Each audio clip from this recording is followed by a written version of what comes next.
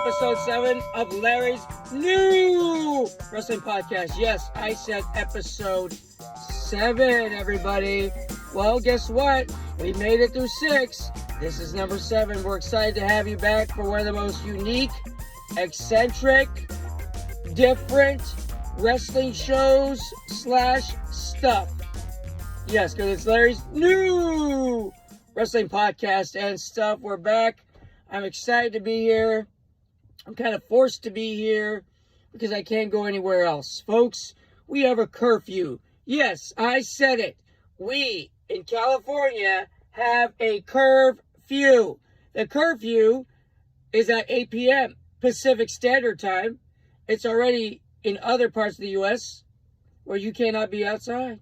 So you're forced to enjoy Larry's new wrestling podcast because there's nothing else to do.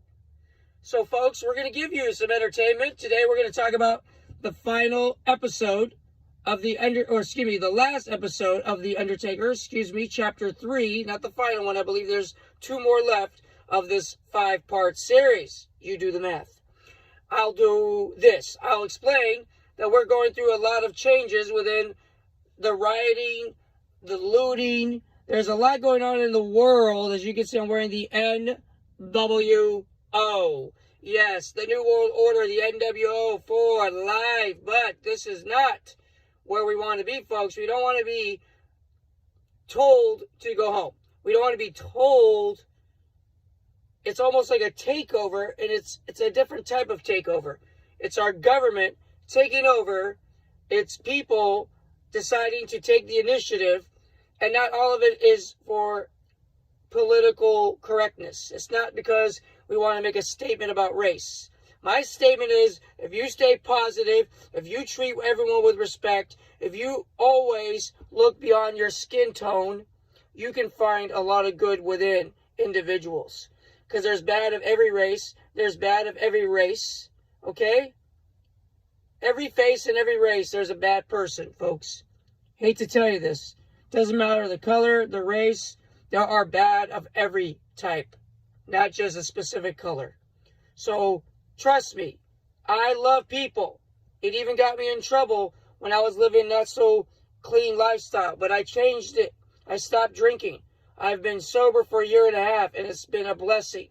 And I share that always because I want people to know it's never too late to change gears unless you go over that cliff and into the abyss, into the bottom. When you completely bottom out, the only thing that's stopping you is you. Or your kidneys fail, or your liver fails. But today's episode is about positivity. I know it doesn't sound so positive, folks, but I'm switching gears to positive. And I want you to know we're doing it for you. Thank you, folks, for tuning into Larry's new wrestling podcast. And now we focus on The Undertaker and part 3 of End of an Era. That is the name of the show. That is the name of the episode, should I say. The show is called The Undertaker, The Last Ride. And we're going to talk about this 3rd installment of this I believe it's a 5-part series on WWE documentary films. A brand new, I think, addition to the WWE network that is now free, folks. I just found out there's going to be a free version of the network. So that means you can also check out the stuff that I've been checking out for $9.99 a month for the last couple months because I'm a brand new subscriber. I'm not probably going to be subscribing if I feel I find the content that I need on the free version. I'm not cheap, folks. I'm being frugal because we are in difficult times. But I definitely will keep giving you great episodes of Larry's new wrestling podcast and stuff. Now let's focus on the match with John Cena, where we start on this 3rd installment, where he's taking on John Cena at WrestleMania, and he's going to be facing a in-ring shape Undertaker. John Cena sets it up to where he waits for the Undertaker to make his triumphant return, and he shall be taking on a transitioning John Cena, and the match is only 5 minutes. Most times, we used to call that a squash match back in the day. That means the wrestler is basically the jobber, and he loses in very fast fashion. Sometimes they let the jobbers fight a little bit longer to give themselves a chance to be out there and get some work. and make themselves look a little bit tougher, the Bam Bam Bigelows and the other guys of the 90s would give the jobbers a little bit longer match on Monday Night Raw. But folks, I can assure you, the jobber usually loses when they're not very good. And to show the dominance of a wrestler, the Undertaker and John Cena match at WrestleMania was literally like 5 minutes where Undertaker whooped John Cena's ass. And this was the second official match in the history of their careers. Now, they both worked together in the same time frame. So you would think, well, maybe John Cena a little bit later, like 10 years later. But still, within the 10 to 15 years that were available, even maybe as far as 20, that these two individuals had the chance to work together. They've only worked together officially one-on-one once before this match at WrestleMania. That's crazy, considering how big their names are, how much of a feud they could have had. Something. But this was their second official match, and John Cena loses in 5 minutes. Now, most people would say that's not right. But I believe, and this is my opinion, folks, that John Cena's agents did not want him to wrestle long because of the fact he has an insurance policy that says he's worth this much money, and anything physical that could hurt him would take away from his movie career. We can't have him have a limp because we want him to be 112% actor now.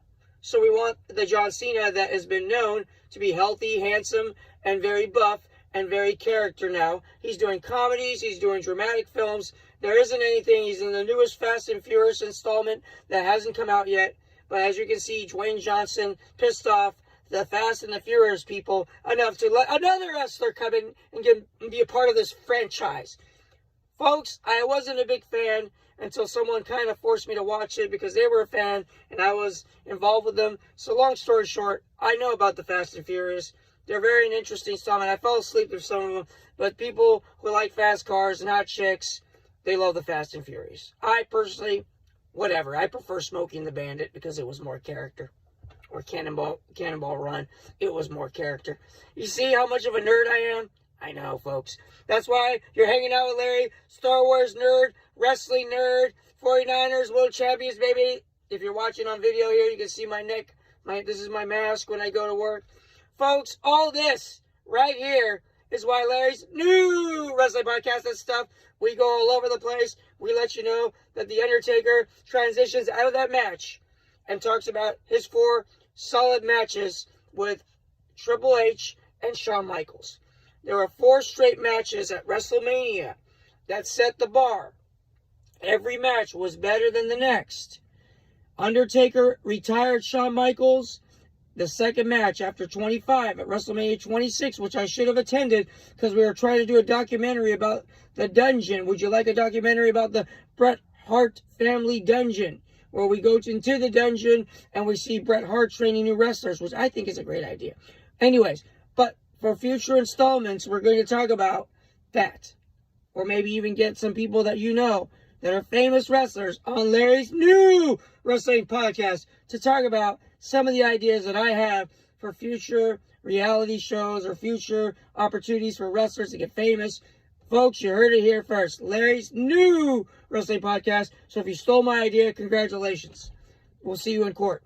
So all I know is that we are doing what we can, folks, to keep this show going. And The Undertaker is with Shawn Michaels. Back to focus.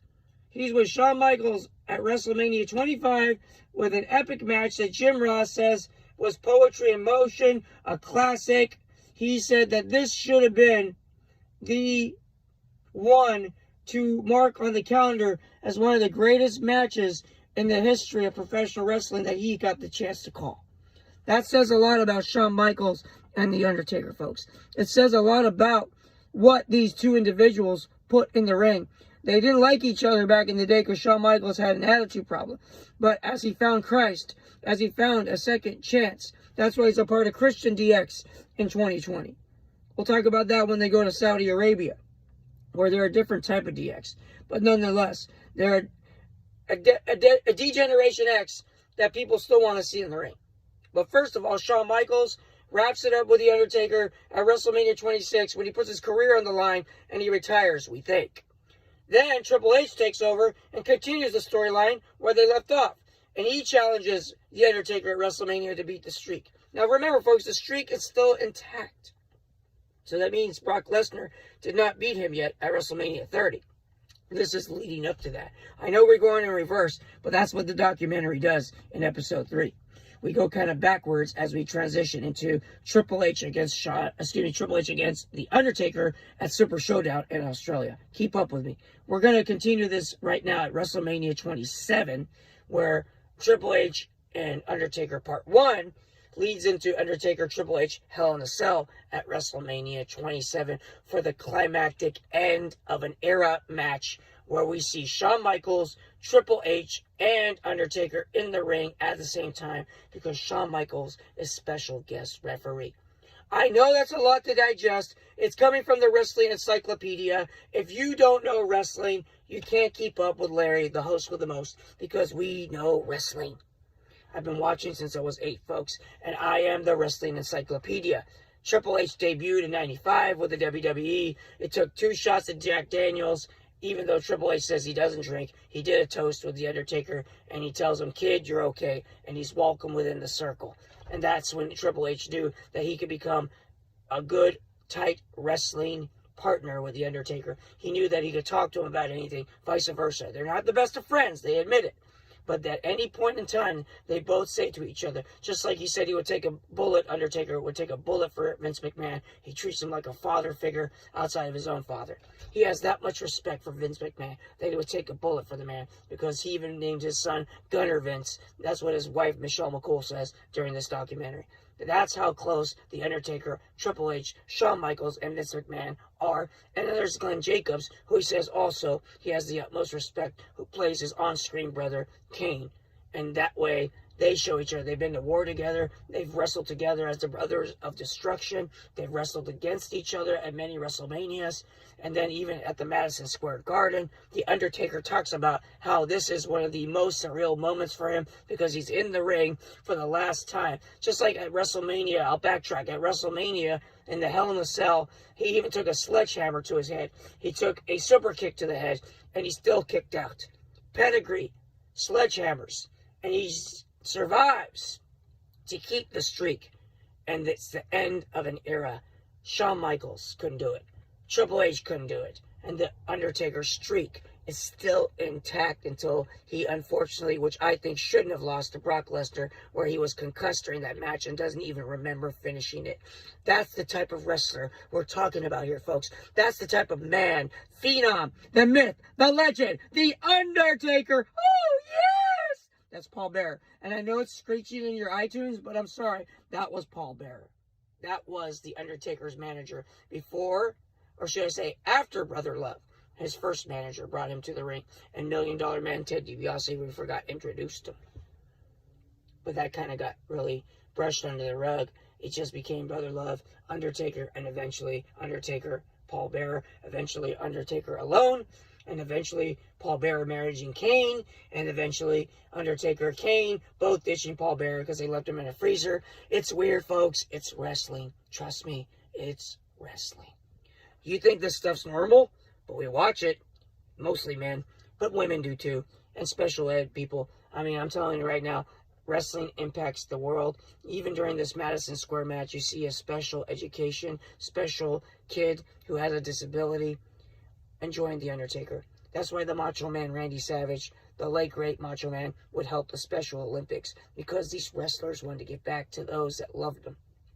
No matter if their mental state was 100% or not, these wrestlers give their bodies, their minds, their souls to this business. And these kids and young adults that have special needs interests are big fans of wrestlers. I've seen it with my own eyes at these autograph sessions that I used to help organize and help get the line moving. That was my job, folks. I observed Bret the Hitman Hart. I observed Kane, who I learned that day his name is Glenn because I heard the promoter call his real name Glenn. I was like, Glenn? The big monster? Kane? Glenn? Now the mayor of Knoxville? Kane? Even Triple H says it when they fast forward to that match. The tag team match in Saudi Arabia, right after they fought in Australia, which was a setup because The Undertaker and Triple H fight what they called the very last match ever between each other. And Triple H goes over. In wrestling terminology, that means Triple H won. He beat The Undertaker. It wasn't at WrestleMania, and the streak was already over. So now the Undertaker loses by pinfall with a little outside interference, but Kane is there for the Brothers of Destruction. And at the end of the match, all four raise their arms together in solidarity as they get turned on by the Undertaker and Kane to set up the rubber match at the Saudi Arabia pay-per-view for big, big money, where even the Heartbreak Kid, Shawn Michaels, who's been retired for practically 9.5 years, I think almost a decade, is now back in the ring in a tag team match that goes so wrong, where Triple H tears a pec in the ring, and he tells Shawn Michaels under his breath, where Shawn Michaels is in shock that he's back from retirement and literally probably might have to carry the match on his shoulders. And he's not in wrestling shape. He hasn't been in a match in almost a decade. And you have a minor wrestler out of Kane who barely wrestles, not minor as in like status, but doesn't wrestle like The Undertaker, barely wrestles. So he hasn't been in ring shape. And you have The Undertaker who's trying to make us somewhat of a comeback. It's a train wreck, folks. They even admit it. They said that this match was horrible. The four wrestlers, top wrestlers in wrestling history, say that this match essentially sucked. Now, if they can say it and admit it, you know that they were aware of it. And we have to remind ourselves, folks, that no one's perfect, not even Mr. Perfect, because he lost. Kurt Hennig. But he called himself Mr. Perfect even after he lost. I was cool with that. He even became a good guy. And we cheered a guy who was cocky. Weird. But that's wrestling, folks. That is professional wrestling. WrestleMania is going to come back around. And guess what? In these future installments, we sign off. What does The Undertaker do next?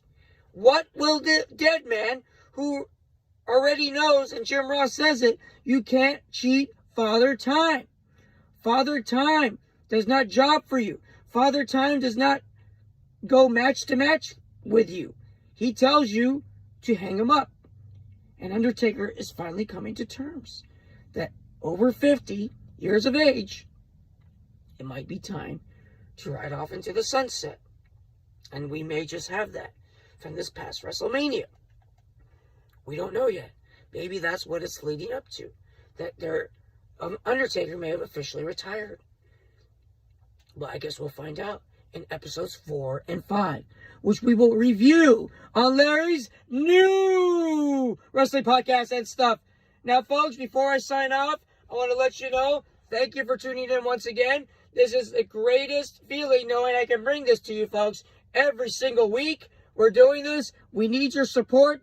Please subscribe, if I can even say it. Subscribe to our show. Subscribe to iTunes. Please tell your friends, tell your family, tell your business contacts, tell a stranger on the street. Stay 6 feet away, but tell them. Scream with the mask on. Hey, have you heard about not Little Larry, he's retired, Larry Lawrence's new wrestling podcast? All you have to say is Larry's new wrestling podcast and stuff. Or just call it whatever you want. Just call it I subscribed. Folks, I'm getting tongue twisted. I can't even speak.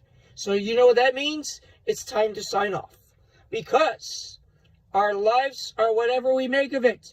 Do me a favor, all you rioters, all you people that are negative, all you people that are causing problems, please realize you're not the solution.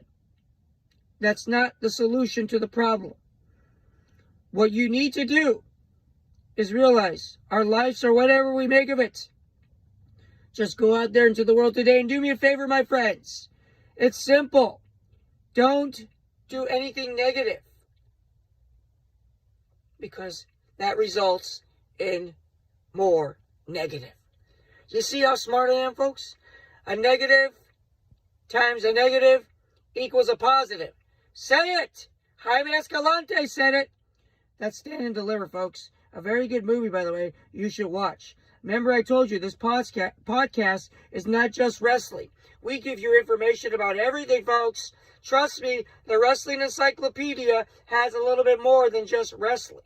So please make a difference and tune into Larry's new wrestling podcast And thank you for your support. Thank you to my editor, my producer, Nebras, who makes this show very entertaining with cool graphics and the intro music, which is coming to you folks sooner than later. We will have an intro music montage for Larry's new wrestling podcast. See, I can go different levels, folks. Anyways, thanks for tuning in. I appreciate it. Stay healthy, happy, and humble. We'll see you soon. Take care. Bye-bye now.